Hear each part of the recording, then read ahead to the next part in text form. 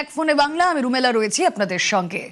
টানা বৃষ্টিতে আপনাদেরকে দেখাবো একটা বাড়ি বিপর্যয়ের ছবি। দেখুন টানা বৃষ্টিতে কিভাবে বাড়িটা ধসে পড়েছে। এই ছবি কলকাতার, এই ছবি জোড়া বাগানের মালোপাড়ায়। বাড়ি ধসে মৃত্যু হয়ে গেল।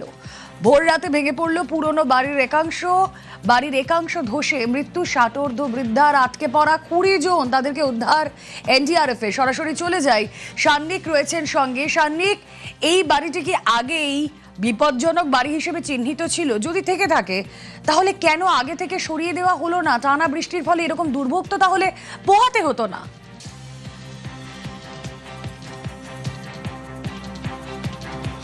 দেখো, একাধিক প্রশ্ন রয়েছে এখনো পর্যন্ত। যেহেতু যে জায়গাটা ভেঙে পড়েছে সেই জায়গাটাকে এখনো পর্যন্ত পুরোপুরিভাবে সার্চ করা চলছে, যে কেউ আটকে নেই তো ভেতরে, এই প্রশ্নের উত্তর এনডিআরএফ এর আধিকারিকরা ভেতরে গিয়ে অবশ্যই খুঁজছেন। তবে তারই মধ্যে এখনো পর্যন্ত এই 31 নম্বর ব্রজদুলাল স্ট্রিট, এই জোড়াবাগানের এই ঠিকানার যে বাড়িটি, সেই বাড়িটি নিয়ে কিন্তু একাধিক প্রশ্ন সামনে আসতে শুরু করেছে।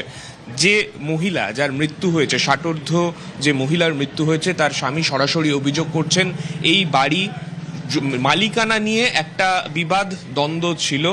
এর আগে যার নামে বাড়ির মালিকানা ছিল, পরবর্তীতে মালিকানা অজ্ঞাত কারণে বেশ কিছু জনের হাতে সেটা চলে যায় এবং সেই বাড়ির মালিকানা নিয়ে একটা বিবাদ এবং তার জন্য রক্ষণাবেক্ষণ নিয়ে একটা বড় সমস্যা দীর্ঘ সময় ধরে তারা ফেস করেছেন বলে তারা জানাচ্ছিলেন।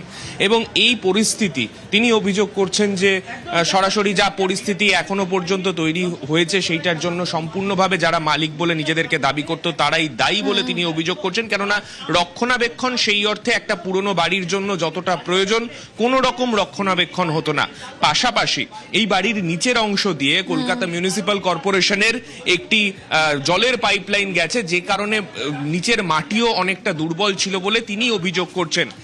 ঠিক সেই কারণে এই জায়গায় দাঁড়িয়ে এই বাড়ির নিচে মাটি ধসে যাওয়ার কারণে এই বিল্ডিং ধসে যেতে পারে বলে তিনি আশঙ্কা প্রকাশ করছেন।